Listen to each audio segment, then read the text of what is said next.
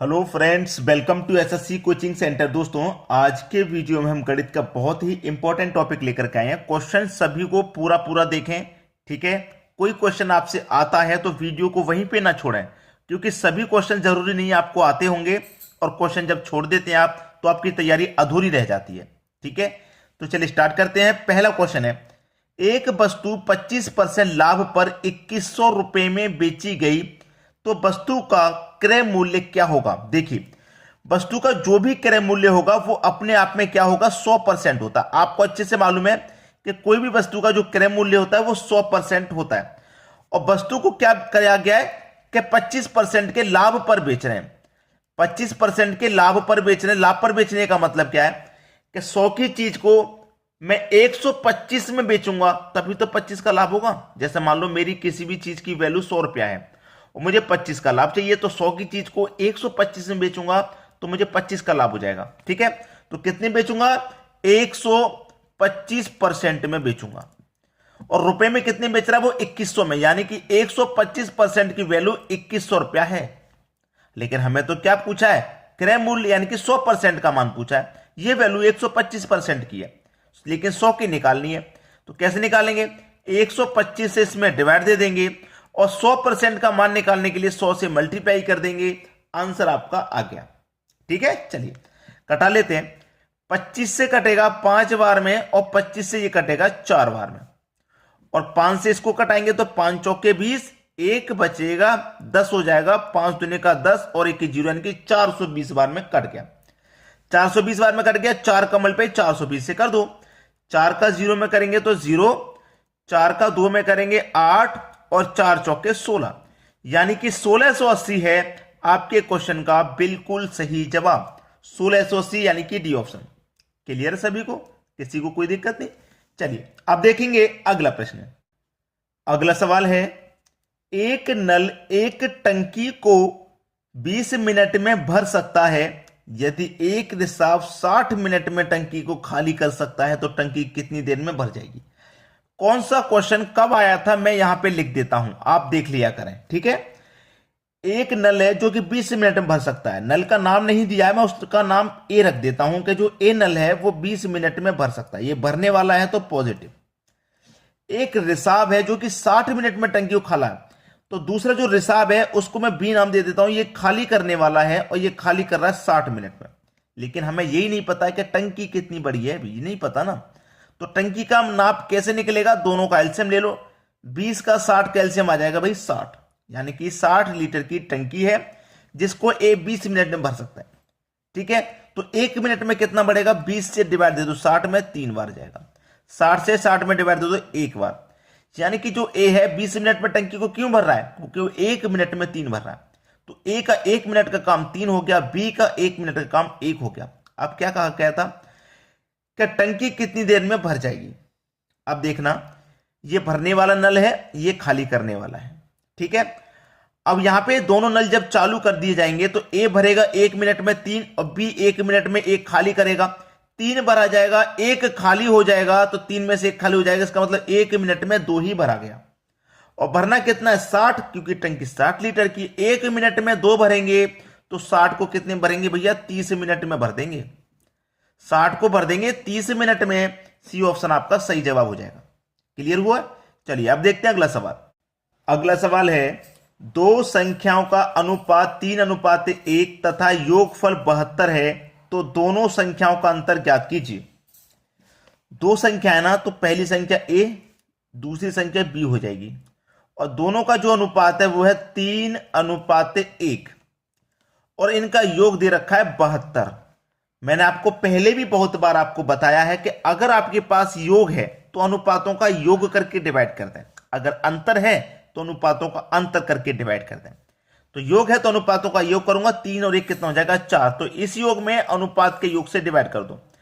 4 से डिवाइड करूंगा, 4 एकम 4, 3 बचेगा 32, 4 अट्ठे 32, यानी कि 18 बार में चला गया। अब 18 का मल्टीप्लाई 1 से कर दूंगा तो 18 हो जाएगा। 18 का मल्टीप्लाई 3 से कर दूंगा, 18 3 का 54 हो जाएगा। यानी कि दोनों संख्याएं मुझे पता चल गई। पहली संख्या 54 थी और दूसरी संख्या 18 थी। पूछा क्या है, दोनों संख्याओं का अंतर। तो भाई दोनों संख्याओं का अंतर कर दो। 54 में से 18 घटा दो, कितना आ जाएगा? 36 आ जाएगा। सवाल खत्म। कितना आ गया आपका? 36 आ गया, यानी कि बी ऑप्शन बिल्कुल सही। समझ में आ गया? इसको करने का दूसरा तरीका क्या है कि आपने ये संख्या अलग अलग निकाल ली, तब उनका अंतर किया। अगर आप चाहते तो यहीं पे अनुपात में अंतर करके 3 में से 1 घटा दो, 2 बचता, तो आप 18 का मल्टीप्लाई सीधे यहां 2 से कर देते, तब भी 36 आ जाता। ठीक है, समझ में आ गया? चलिए अब देखते हैं अगला सवाल। अगला प्रश्न है 99 का मल्टीप्लाई 99 से करना है, क्या आंसर आएगा ये बताना है। 99 का मल्टीप्लाई करना है 99 से। दो तरीके हैं, एक तो जो बेसिक वाला तरीका है कि 99 का मल्टीप्लाई आप 99 से कर लो, एक तो तरीका ये बेसिक वाला है। ठीक है, और यहां पे जो हम बताने जा रहे हैं वो ट्रिक वाला है। यहां पे हम जो बताने वाले हैं वो ट्रिक वाला है। ट्रिक वाला क्या? यहां पे क्या है? 9 का स्क्वायर कर दो 81, 81 का क्या आ जाएगा? 1 आ जाएगा। 81 का क्या आ जाएगा? 1 आ जाएगा। ठीक है, और 81 का 1 आ गया। चलिए 81 का 1 आ गया, और 99 में से क्या घटा देंगे? 1 घटा देंगे तो 98 आ जाएगा, और यहां पे क्या? 0। आंसर आ गया भाई। ये होता है भाई 99 गुने 99 का मतलब क्या है? 99 का स्क्वायर, और 99 का स्क्वायर 9801 होता है। अब इस बड़े मल्टीप्लाई से करके आप इसको सेटिस्फाई कर सकते हैं। 9 का मल्टीप्लाई 9 में करो 81, कैरी का कितना रहेगा? 8। 9 में 81, 81 में जोड़ दो 8 तो हो जाएगा 89। ठीक है, चलिए 9 में 81 का 1, कैरी का 8, 9 में 81 में 8 जोड़ दो तो 89। ये कितना आ जाएगा? 1। 9 और 1 10, 10 का 0, कैरी का 1 आ जाएगा इसके ऊपर। तो 1 और 8 9, 9 और 9 18, कैरी का 1, 8 और 1 9, 9801 आ गया। यहां पे भी 9801 बनता। तो ये स्क्वायर वाली ट्रिक आपको शायद नहीं मालूम हो, मैं इसके लिए वीडियो बना के अपलोड कर दूंगा, देख लीजिएगा।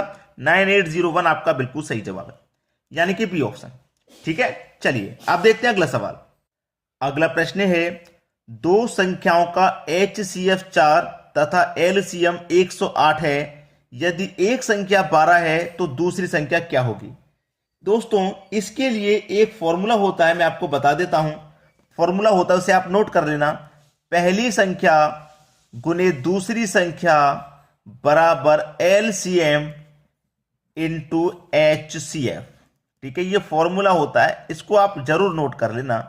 ठीक है, इसके अनुसार ही इस क्वेश्चन को सॉल्व करते हैं, जिससे कि एक बार में सही आंसर आ जाता है।